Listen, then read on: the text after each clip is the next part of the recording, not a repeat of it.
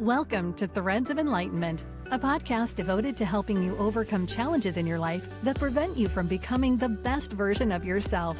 Each episode features interviews with people from all walks of life about their journey of self-development and the principles they utilize to overcome their fears to achieve their desired outcome. Ready to be enlightened? Here's your host, Ken Primus. Okay. To another episode of Threads of Enlightenment, guys. You know, this is my love that I enjoy greatly to do, and that is to welcome our guests, because I know in my world and in my mindset, they are coming with a couple of things I deem very expensive. That is their time. Christopher is sharing his time with us. What a precious commodity. We have to learn how to respect, honor, and be humble before her. Recognize the power that is time. If you do, and when you do, it'll change how you behave, how you think, how you operate with people, man. Begin to learn how to focus with time, and she will reward you. The other is that powerful journey. That journey is a creator, as I've been saying for many years. The journey created Christopher.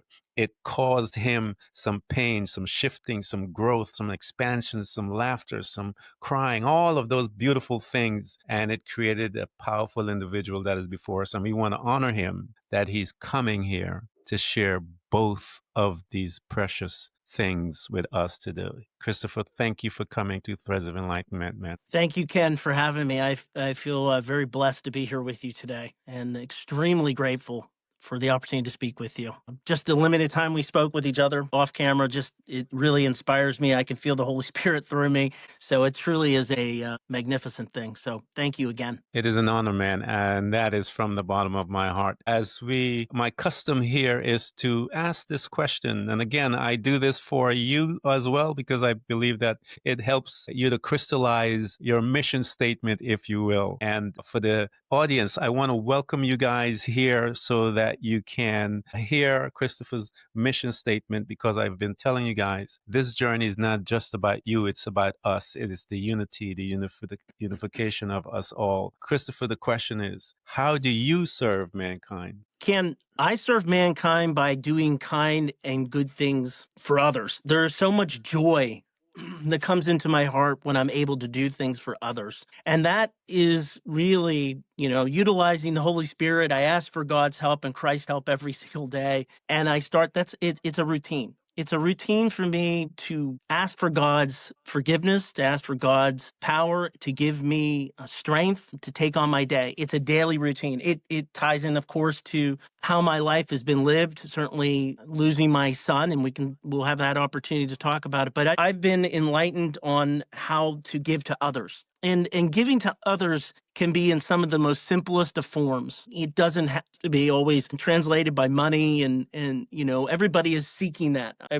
Spent a lot of my time, through my corporate life and trying to chase that dollar and realize that is just not where it's at. There's nothing there. And so through what's happened to me, my family, it's allowed me to focus on what's most important. And really what is most important is to take care of others, those who are less fortunate. That means putting my time, which is, as you said, is our most precious commodity, and putting that back into love and kindness, true love, and in your heart, and you know it, and you can feel it. And that's giving to those who are less fortunate, those who do not have those things, volunteering time, doing work in areas of poverty. And that's really at the spirit of who I am. That's at the spirit of my family. It's really my daily routine. So I wake up with a mission to spread kindness, to spread hope, to spread a Christ light on the world, because that love is eternal. It is what is going to help all of us to get there. And I feel like, when I do those things, yes, it makes me feel good. Certainly. But I realize I'm doing something good for someone else, because I'm helping someone else get to that light, because that's my job. Yeah.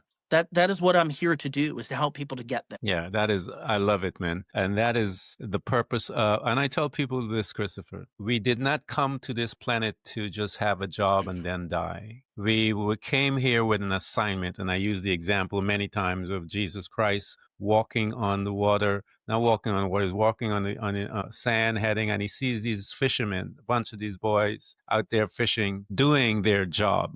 And he says to these men, he says, you guys come with me and I will teach you and show you your assignment on this planet.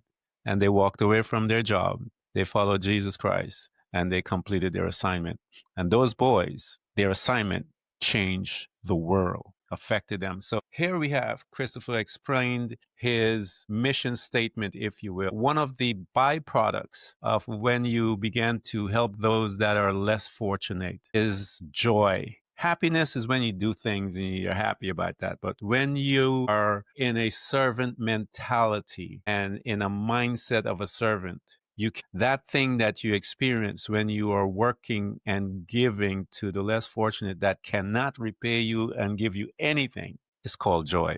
That thing is from deep within the soul of that man, that individual, that can only express through joy. The happiness is nowhere near close. So here you are. One of our customs here, Christopher, is to go back in that time machine. I said we access that time machine to take us back through via the memory. As Star Trek says, beam me up. So we're heading backwards and we're going to that first space, Christopher, that I tell people we reside there for a few years. That is with the family. We have mom and dad. We just got in from the hospital. I'm a stranger. You're a stranger to these two strangers that they're calling. They tell us is mom and dad. We have some siblings if we do. But these two individuals, however they perceive the world and their data, their belief, all of this trauma that they have, they're now going to deposit information into you. What was your family unit like? So going back in time, wow. I grew up with, there's 5 total brothers. I grew up in a small town in Pennsylvania, central Pennsylvania, Camp Hill, Pennsylvania. Very competitive atmosphere. 4 other brothers, a great mom and dad who stayed together. They've passed on a number of years ago. They were older. My father was, you would call, part of that older generation. He served as a frogman in the Navy, which was predated Wow. the Navy SEALs. Yeah. He was a tough guy, but a very loving man. And my mother my mother was extremely loving, very enlightened with Christ. She kept that in our hearts as kids. And I went to church like everybody else and followed that process. I was a wrestler in high school. I wrestled in college too. So you can imagine these 5 boys all wrestling each other in the house, and literally chandeliers are shaking. But my father was a strict guy in terms of he believed in loyalty, he believed in honor, and those, of course, I'm sure he inherited through his process of growing up. He was raised down in Tennessee back in the day. You got to go way back. His sister was mentally challenged, so he was a guy who was fighting every day to be loyal to his sister. So that mentality was transitioned to us as kids. And ultimately, my father was stern but loving. And that was the key. I learned how to love deeply by my parents because they said it to me all the time. Yeah. Even when I did something wrong, which I was accustomed to doing as a child, it seemed like, and a teenager, but they always loved me and they always took care of me and they always stood by me. And so I think that's lost a lot in this world right now. Parents don't spend that kind of time with children. It took that piece, and I really honed in on that for my children. My wife is an angel, and that transitioned me to being what I think is I'm a good parent. I'm stern, but I'm very loving. I love my kids so much. They're everything. It's everything I have. Yeah, my kids have made me the better man that I could ever be on this planet. Without them, I don't know, cannot even think or fathom what I could have been because they are such a critical part of my identity in the sense of they made me a better man, a better human being. Apart from them, I just don't know where and what I would have been. So I get that. So here you are. What a beautiful gift, Christopher, that your parents were able to give to you, both the sternness and the loving aspect of it, because the sternness will teach us discipline and all of these other powerful things and lessons that we need to incorporate in our life to help us on and keep us focused as we move through life. And to have that loving peace is always an important thing because that keeps us on the ground, if you will, because we're going to have to deal with a lot of attitudes and people, and we still got to love them. And one of those people that we have to deal with is ourselves as well. So as you are growing up, you talked about your house being packed with boys. That must have been a fun house, man, because you got a bunch of brothers in that competition place. You guys are just having a blast. So now here you are. How did you relate to your outside of your family, your friends? What was Christopher like when he's in school, high school, with the other boys and the other classmates as he's moving through his life? Wow, that is, yeah. You really get me to go back now here and think of how I was as a teenager and a kid. That's been a while. I'm 55 years old. I again, I wasn't. I think I was a good student. I don't think I was a great student. I think I struggled with studies. I was always a little bit. I was dyslexic, so Hmm. I don't think in a time back then people understood dyslexia as much as you do today. So I Yeah. think those things were always a struggle for me. How I looked at words backwards and couldn't put things together. But I managed to go to college, graduate college, and all those things. I was. I think first and foremost, I always classify myself as I'm a father and a husband and a friend. I always start that when I go out and I speak to anyone because most people want to talk about their accolades and all these great things and all these different things. And I say that with my son Christian, the greatest gift I could have given him is, and the gift he's of course giving to me, is that he's with Christ now. And so Yeah. that is the greatest gift I could give my children, helping my children to get there because that's eternity. So I think for me growing up, I looked at myself as always a good friend and loyal, always be there for individuals. I was always very connected to Christ, even as a child. Hmm. So I prayed. I asked for, help all the time, whether it was before I was competing, which or just help me to be strong mentally, help me give me good grades. I was never afraid or shy of asking Christ for things. I was always told you should ask. My Yeah. mom would always say, "You're allowed to ask Christ for help. You're allowed to do those things," and I did. And so I think Christ has just been a part of my journey. Now I say this. I'm not a perfect man, right? I'm a very Yeah. flawed individual. I've not always stayed on course. I've made mistakes, but I think I'm very cognizant of my areas that I need to improve on. So, but I think I was a good guy. I think I was okay. I think most people would say that. I'm sure you're going to find somebody who doesn't think that, but They're always the critics, man. They're always the ones that will say, "I remember him," and they have some nice adjectives and nouns and all that stuff to describe. it's true. That's true. I don't want to know those. But that in my life, I've learned to put that out of my mind now, right? Because that's Yeah. not what's going to bring me joy. You talk about joy Yeah. and happiness. I agree. They are completely different things. I'm always on a journey to find happiness. I want happiness. There are moments and maybe pockets I can try to find. But my son passed away 3 years ago. It's still very fresh. It's very tough. The journey has been very difficult for myself, my family, but it's one of those things that joy is something I'm always trying to seek to, and they are definitely different. Yeah, God, the Bible tells us that God is the God of hope, and as one of the byproducts of our believing is that He would give us joy. And so Hmm. I did a teaching on that. I think it was Sunday when I told people, if you've lost hope, that tells me that you are away from God, because it says that He is the God of hope. So if you've lost it, you have to reconnect with God, who is Yeah, hope and the God of hope, so that you can get some hope and you can get that joy that He promised to give to you, so that you can move through that pain. But He's there with you. He said He's going to walk with you in the water and in the fire. The fire is not going to burn you, the water is not going to flow you. So He's in it with you. So I try to that is remind so people true. that He's in there with you where you are, wherever darkness you're in. He's in it with you, and you're Yeah. not really alone. You may feel alone, but you're not alone. Yeah, you're right, Ken. You're right. I many people have come to me and they ask, "Well, where's your faith at?" Being what you've gone through. And out of candidness, my relationship with God is obviously very strong. I've been angry at God, right? Oh yeah, me too. I've been disappointed in God. I have Hmm. all these feelings, these human nature feelings, these earthly feelings. But I always say this, I have a relationship with God. That's the Yeah. thing. I have a relationship. Yeah, it's like any relationship.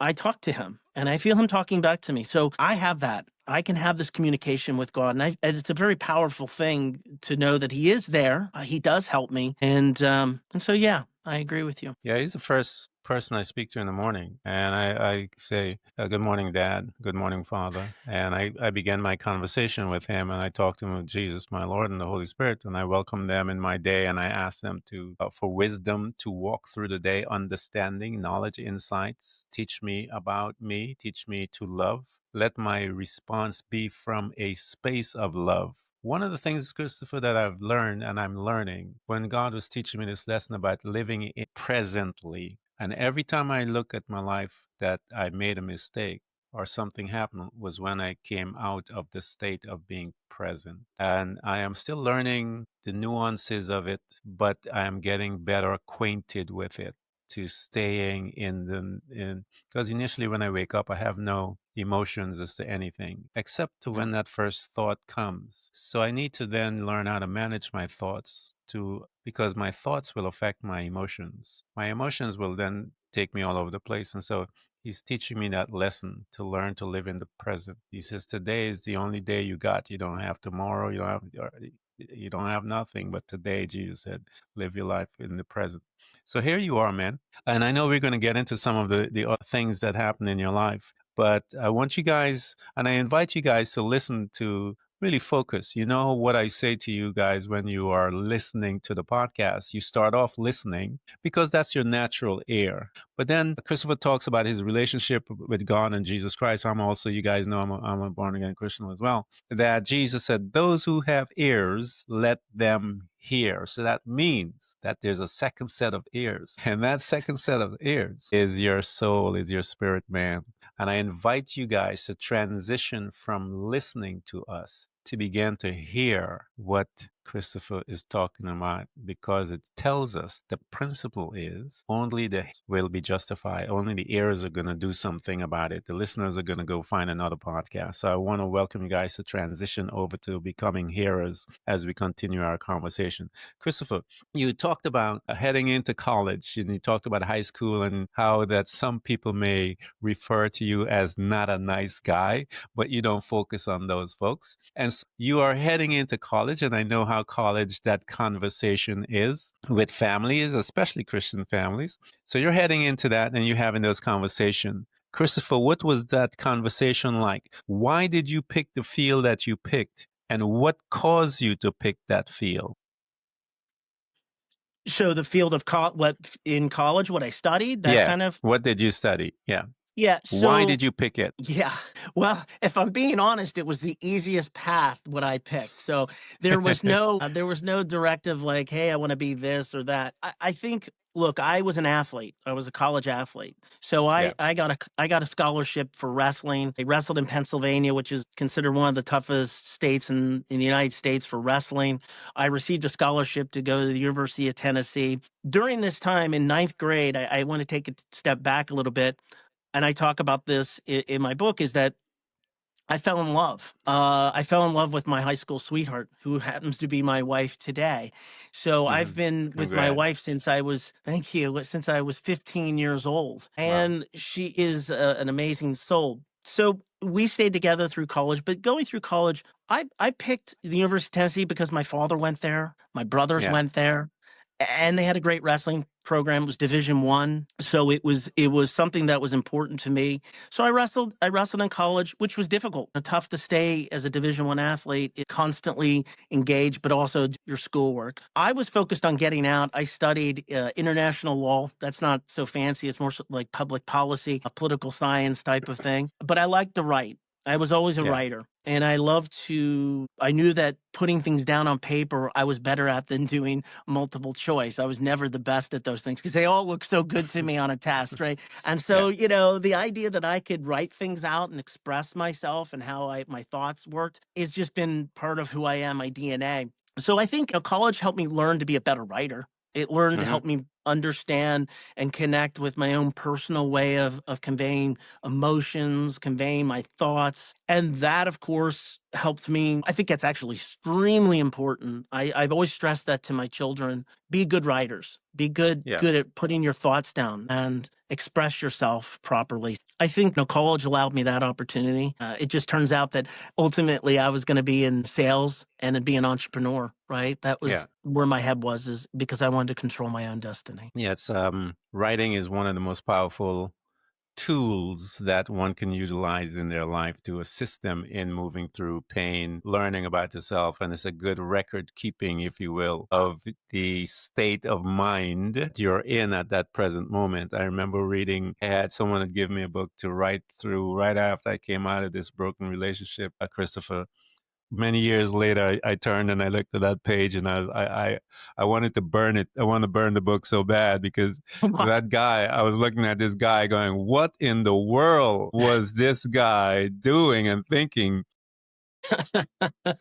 Even write these things down there. I was like, man, you need some help, bro. You need some real help, of my mindset, my thought pattern. And when I began to really look into that, and I began to investigate different things. And so those of you out there that are thinking about writing, put it out. As you said, empty yourself. You have a lot of data in there. Get on your computer. Most people are typing now, and just type. And those that are like the old school people like me, I like my pad and paper where you write it out. But just get it out and then take a look at what comes out of you. You would be amazed that what is residing in you. Just give yourself the opportunity to express. That inner voice wants to say things, but you're so busy working and running around taking care of your responsibilities that you're not allowing that inner subconscious individual, which we know as the soul of the man, to express himself. And give him an opportunity, and you'll see some stuff that will amaze you that resides within you. Here you are, Christopher. You took the easy way out, as you said. Boy, you picked those parts out well.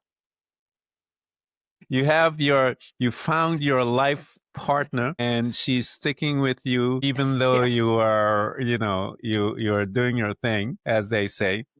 And you're moving through life, Christopher. You and your life partner are walking together. You're in college. You talked about becoming an entrepreneur and sales. Now, let me ask you this question. Where did that mindset of becoming an entrepreneur came from? Who and what instilled that in you, if you can remember? Know it exactly. My father. My father was an entrepreneur. I saw the family that he had created being an entrepreneur, that there's not stresses with that, but it allowed him to spend time with his family. And that's my mindset. Now, when I got out of college, I did what everybody typically does. I worked for Yeah. corporate America. The program. That's what the I program tells us to do. That's the program, right? The program Yeah. tells you that's what you got to do. And in many ways, for me, it was a good thing. It gave me an understanding of the marketplace. It helped me understand people. It helped me understand that world. So that was good for me. I learned a lot. I learned what I want. I learned what I definitely don't want in life. And that's what sparred the opportunity. The truth is, I worked in corporate America for some of the biggest companies in the world. I got fired, and I had a wife, I have 3 kids, and I have a house and a mortgage, and I was in trouble. And I thought, God, what am I going to do? I'm in really bad shape here. We're going to be in really bad shape in a very short period of time. And I decided that I was just going to go for it. I knew the business. The thing that keeps all of us from doing the things that we want to do, one thing, and it's fear. Fear, and that is Satan. Right? Fear is a very cumbersome thing that can come upon you. But once you can overcome that fear and you can say, you know what, I can do this. I can make this happen. I believe in myself. And I did. And that's what I did. I built a technology company. A couple of technology companies, sold one, and now do different things. And again, simply just things I'm doing to sort of keep my lifestyle and keep things moving along. But ultimately, it's not what defines me. And I think that's how it played out. Yeah, one of my favorite scriptures in the Bible is says, "Come, let's reason together." I love that. I hang on to that all the time, because here's God is telling me, "Come, you crazy person, with all your crazy thinking, your mindset, your belief. Just come. Let's have a conversation." And I argue with him, Chris, just like if he's standing right in front of me. And so I'd be like this, I don't like this, I don't think this. And then he let me rant. And a couple of minutes later, the Holy Spirit will bring a scripture to me. I'm like, yeah, but we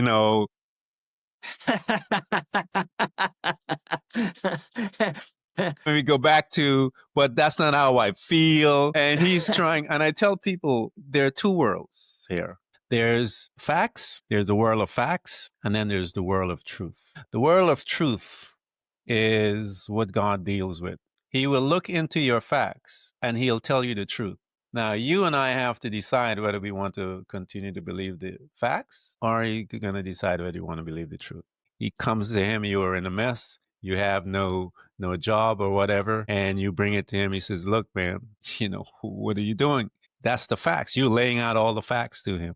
And then he's going to turn around and throw some truth to you. He says, "But I promised to provide all you need. I said I was going to do this." And so that's the truth. So you have to decide which one is real for you. Which one is more real? Is this the fact world or are you going to walk? And so that's where the dance comes with that spirit of fear and to learn to let go because we want to do it ourselves. And he says, you can't work it to do it. All you got to do is believe. You got to trust me. Trust my truth to change your facts. It's And so that true because the same way is the Jesus work. sent the disciples out to all the regions, and they couldn't believe they were going out with nothing. Right? Yeah. They weren't. He was going to provide for them, and Yeah. so that's true.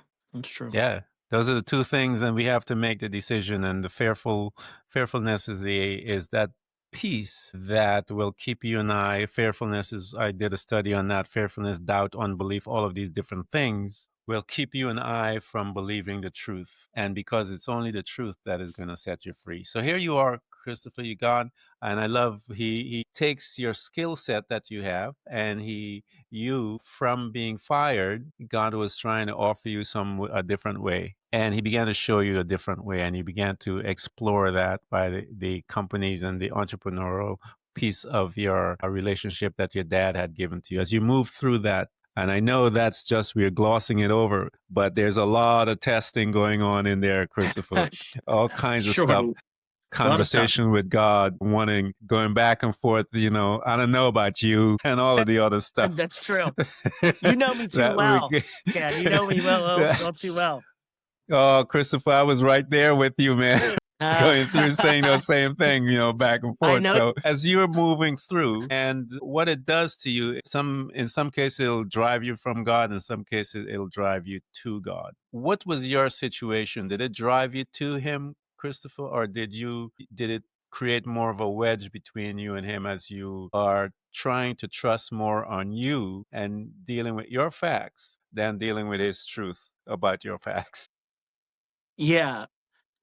So, I look at myself, and I'm sure a lot of people out there, your listeners, go through life, and it's the daily routine. And I think that I lived a daily, weekly routine, a monthly routine, and God was a part of that routine. But I don't think, I understood fully God's hope and his lovingness for me, truthfully. I prayed. I did what I thought you do. And obviously the things that I've gone through have changed that dramatically. You can call me a born again. That's in a way I have become. I've been so enlightened to the world, but during those times, yeah, I spoke to God. I asked God for strength. I asked for things. I asked for things. The truth is that's not really what we should be. I don't think. I believe I need to ask for his love and his kindness. Most importantly, when I go through these things, it's not so much about me. And I'm sure everybody's listening and it knows this. When you have a family, I want to give that armor around my family. I want my family to be protected. That is the most important thing to me. I pray for strength for my family, my kids. I want them to be good kids. I want them to do the right thing. I want them to be kind, to be very loving. I want them to make an impact on the world in a significant manner, in a positive way. So, yeah, it never divided me from God. I was always close to God, but I Yeah. never realized I could be closer to God. Yeah. I thought it was close, but now it's a much different way today than it was then. Yeah.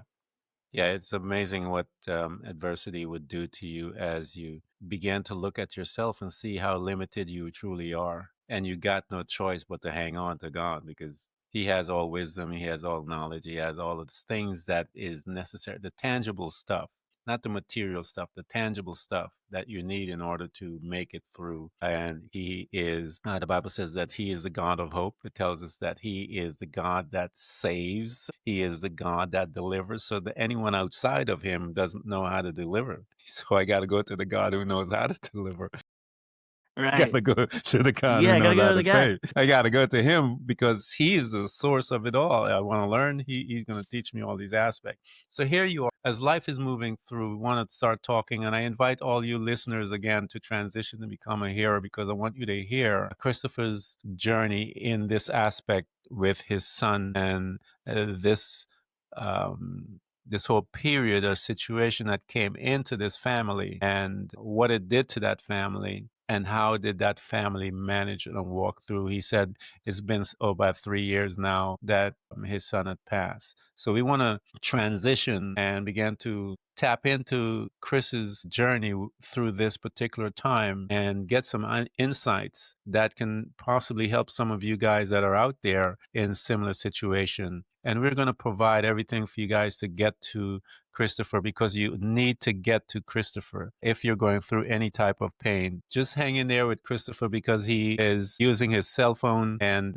so I want to make you guys aware of that. He was having some issues, but he's on his cell phone and you may see a little glitch here and there, but bear with us through this time. So Christopher, I want you to go back a little before all of the things began to happen because it's usually things are happening, but we are not aware sometimes of it. And then one day things began to change. Walk us through that period, Christopher, and how it manifested, what it did to you as the head of that family and the outsiders, the inside, the ones, the brothers, the wife, what it does, because this is major things. Pain is a major thing, and Christopher is about to allow us to view some of that. And I want you guys to be a little humble and respectful as he begins to talk to that. Christopher, talk to us as you walk us through when it began, what was it, and how did you guys walk through it?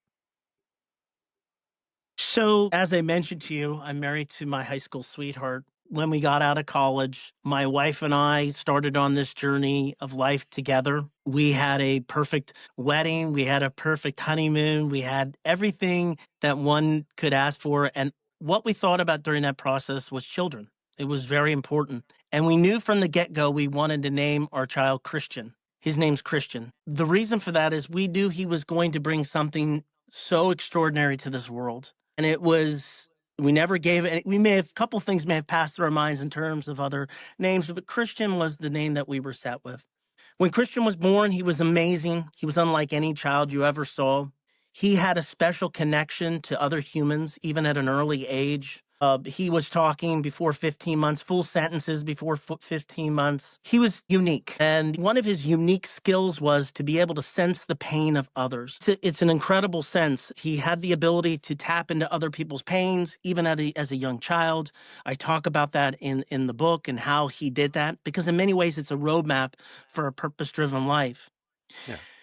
And, Christian he was a great child. He was a great teenager. It's hard to believe I had a great teenager, but he was amazing. He was sweet. He was kind. He didn't cause us really much trouble. He was always giving and kind to others. He went to college. He graduated from Indiana, University of Pennsylvania, magna cum laude. He was a very smart boy. He traveled the world. He went to India, worked in Bangladesh on summer retreats to help those who were less fortunate. He had everything going for him, not to mention, of course, he had all the kindness, which is the most important. He was extremely talented.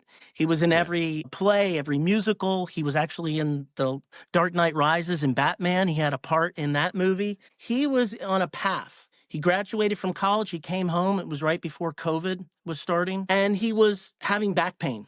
And we treated it like parents would. We took him to the doctor. They said, he's a young, healthy kid, and he was treated with therapy and different things. But along the way, it got worse and worse. The pain got worse. And ultimately, he came to us in the middle of the night and said, Mom, Dad, I can't take this pain. It's so intense. And I said, well, we got to get you in somewhere else. We did a blood test. Long story short, came back some anomalies. They sent us to get a CT scan. CT scan comes back, says there's an anomaly. We get a call, says we need you to go to the Hillman Cancer Institute, which is a big institute here in Pittsburgh, well known. And, I rationalized things in my brain. We both did. I said, no, Christian, you're going to be fine. It's going to be fine. Everything's fine.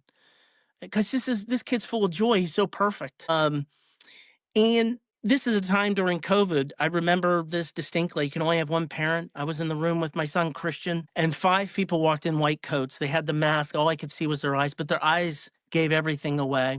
I knew Yeah. we were in trouble. Ultimately, they said to Christian, they asked him to take his shirt off. They said, Christian, you have stage 4 cancer. You have a fruit-sized tumor on your liver. We later learned it was something called cholangiocarcinoma. It's extremely rare, only seen a lot of times in Southeast Asia, but mostly in older people.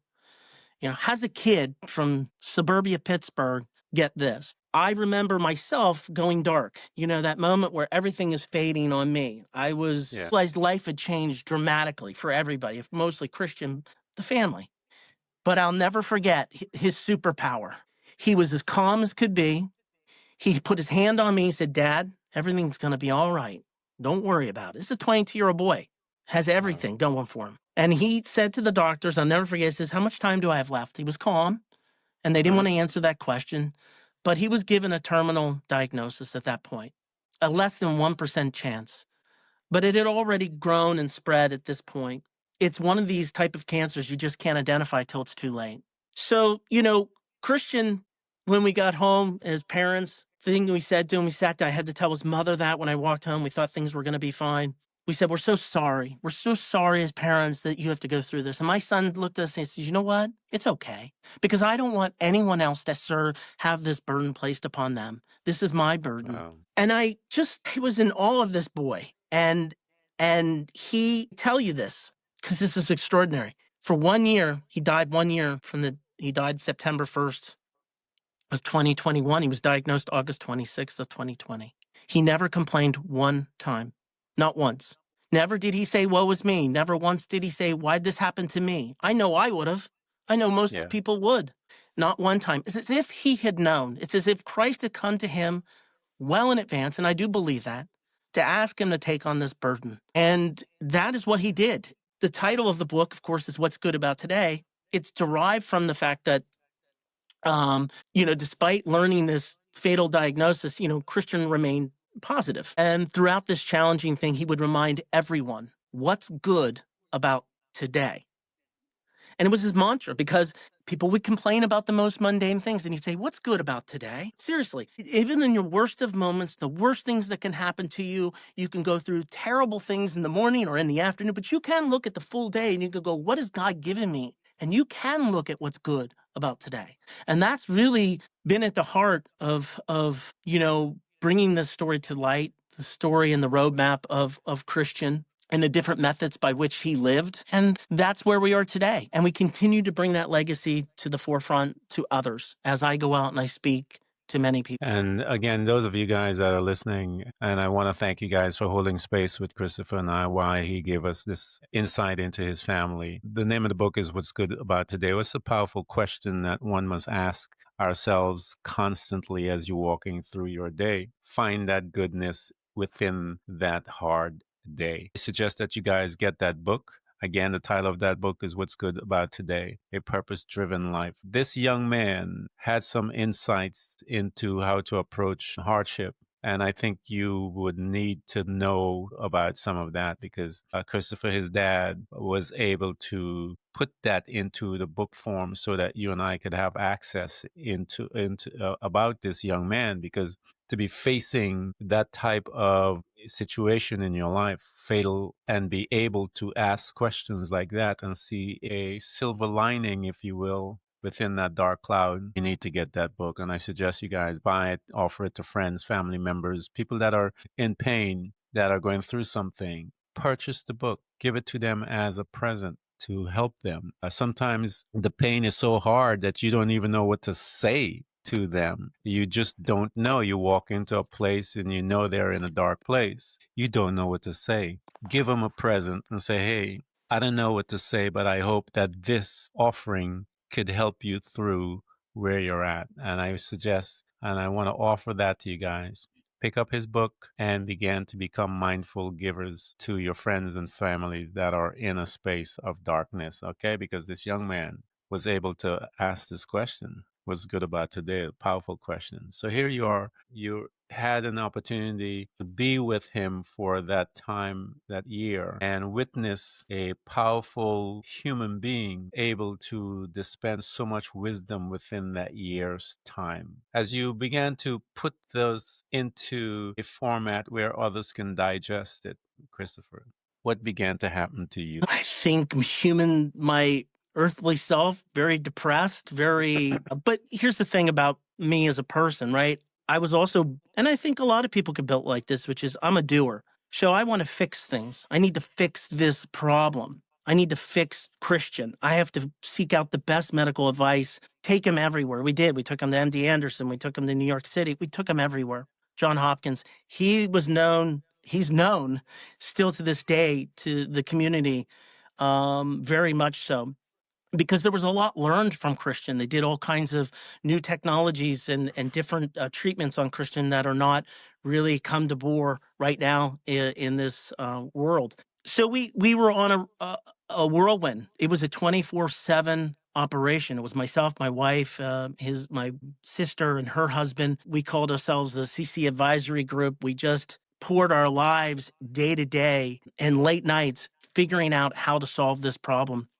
Yeah. And, it was whether it was talking to doctors or finding out the correct DNA, RNA sequences within Christian's body to save him, to find out what trials were available to test drugs. Christian went through experimental trials where they extracted his T cells. This is Star Trek stuff. When you talk about Christian, thought it was the Yeah. coolest thing in the world, right? I mean, to Mm. everything for Christian, he put his trust in us, his entire health. He said, whatever you think I should do, I'll do. And we tried experimental things where they remove the T cells and try to grow them, but we couldn't grow them where they would be able to put them back in and kill the cancer from the inside. This is the future of medicine.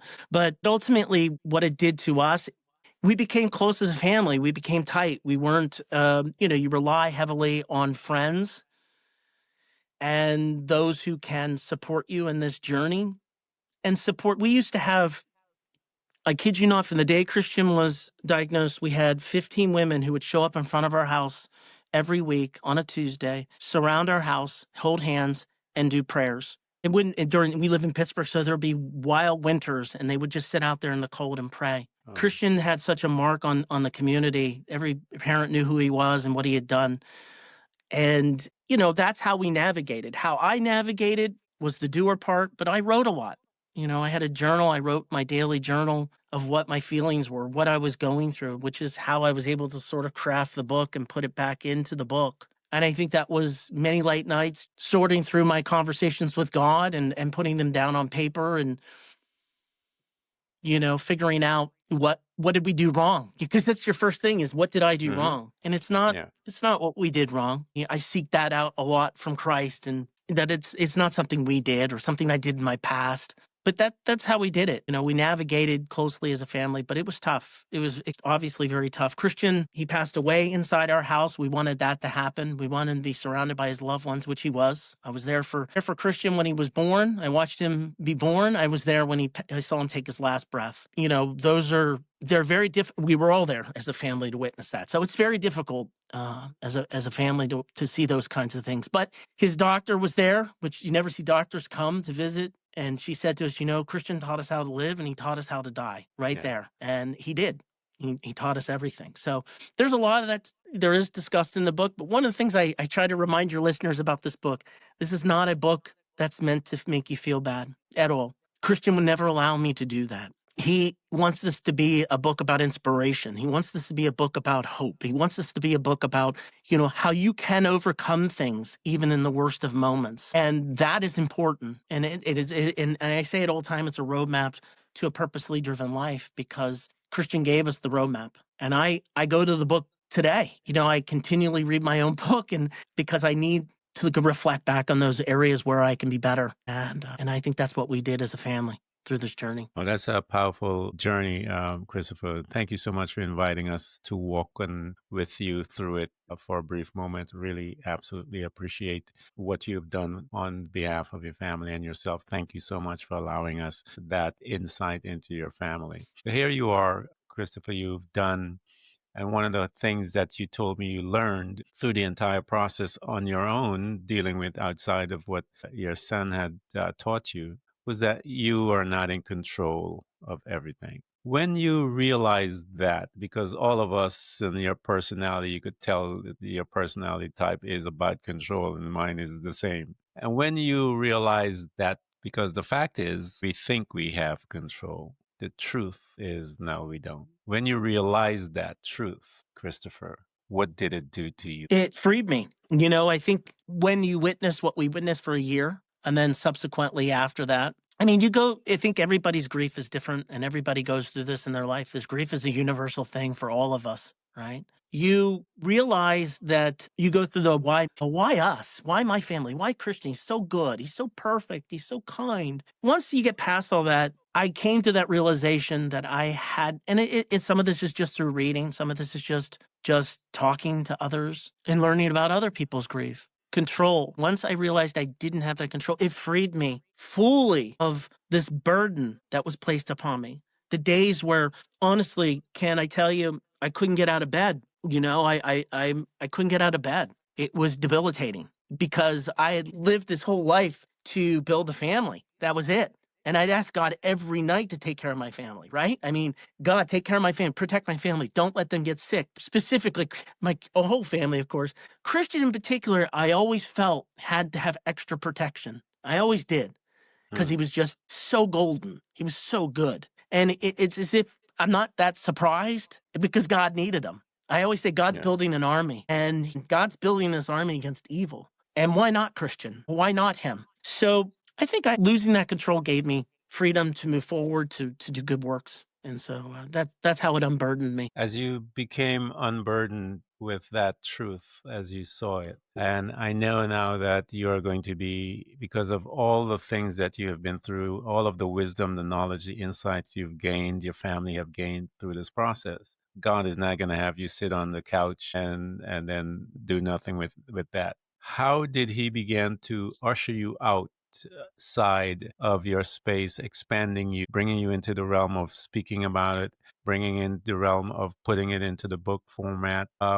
As he began to stretch you out, was it something that you were willing to do, or was there any resistance at first? What was it that or were you just excited to get out there? What was it that you were doing at that time, and what was happening there, Christopher, around as he begins to usher you out of the four walls, if you will, out to the bigger circular world? So, the first year after Christian's passing, you're really numb. Second year is worse than the first year. Third year is just as bad as the second year. I think a year and a half ago, as I felt this nudge, a touch, I felt something say, you need to do something with this story. This has to be a purpose. I think some of it was derived from there has to be a reason for this. There has to be Yeah. a reason for Christian being gone and taken so early, such a good human being. And Christian would tell you he isn't extraordinary. He was so humbled. The fact that, he'd be one to tell you he's a very humbled individual.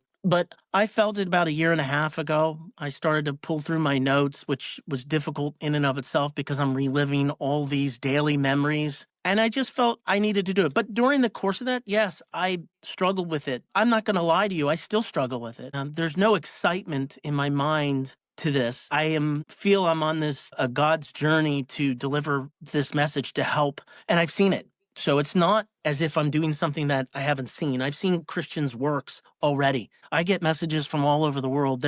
In Pittsburgh, there's actually a memorial. There's the oldest Catholic church in Pittsburgh, Pennsylvania. The diocese here donated a whole space on a main drag, most popular in Pittsburgh, to have water fountains and Christian's a memorial there for Christian, because they saw the goodness that he brought. And so I've seen people reach out to me who met Christian for less than 5 minutes and he changed their lives. How he stepped up when they were alone. Those who were going through very difficult times at college. I didn't know any of this as a parent. I knew Christian was a good person. But during Christian's memorial, there were over 1,000 people that showed up at his memorial. We hardly told anybody. So imagine, it was one of the most packed situations. People came out of areas that I didn't even know. And the stories that were coming to my forefront were extraordinary. And so it pushed me, but it's something I feel I have to do, and I feel that nudge. But I have absolutely questioned during the process, should I do it? Should I not do it? Am I doing too much? One of the things I want to do is remain humble in this process. Always remain humble.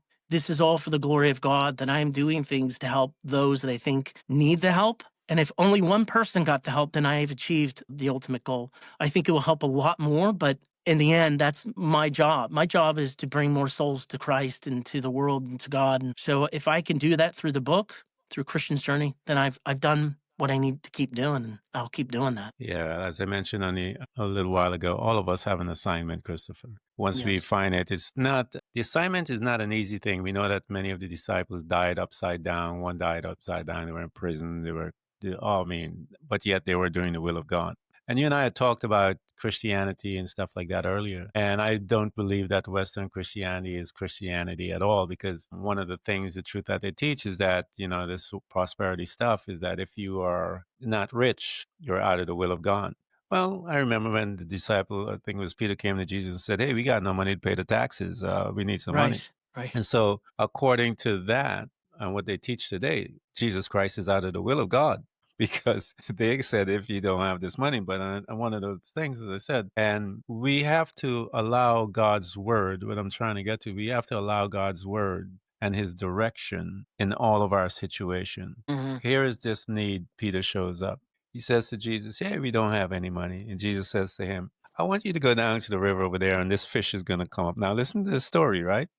This fish is going to come out of the water, and he's going to throw up some cash, if you will. You take that cash and go pay yours and pay mine, by the way. Right. Now, this man had a relationship with Jesus to not doubt him about the whole thing. What do you mean, a fish? What do you mean? You and I would have looked at him and said, "What are you talking about?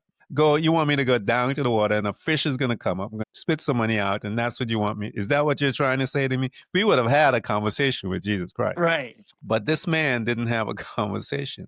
And that's what we're called to do,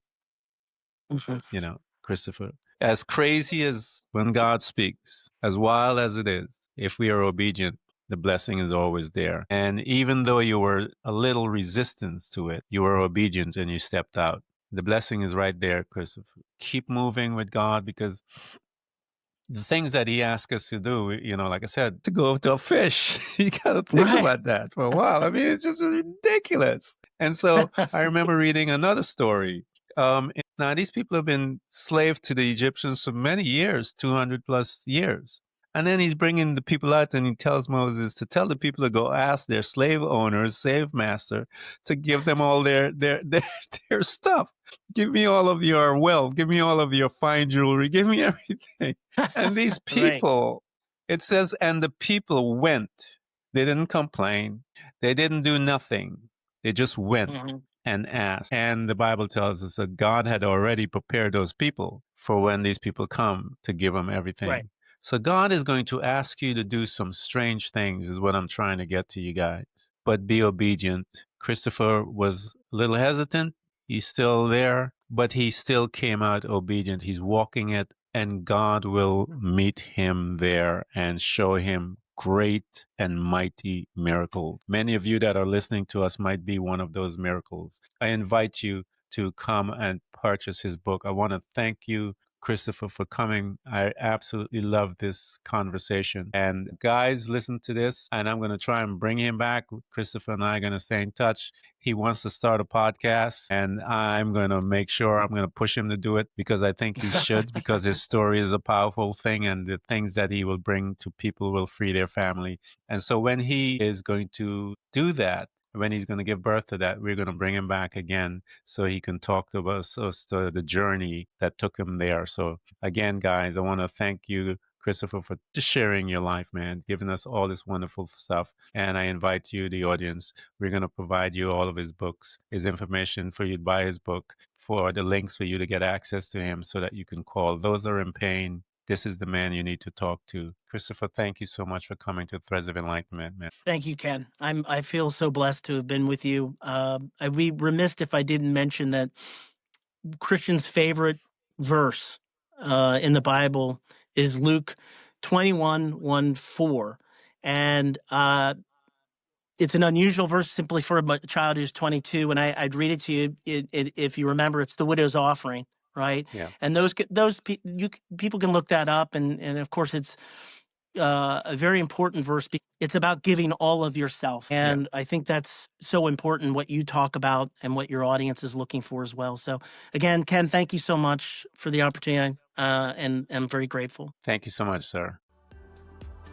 Thanks for tuning in to Threads of Enlightenment with Ken Primus. Hopefully you're now feeling more empowered to overcome the challenges in your life, whatever they may be. Share that inspiration with others by telling them about this podcast, rating it, and of course, remember to subscribe so you don't miss a single episode. For more connection, you can find us on Facebook and Instagram by searching for Threads of Enlightenment. Until next time, stay enlightened.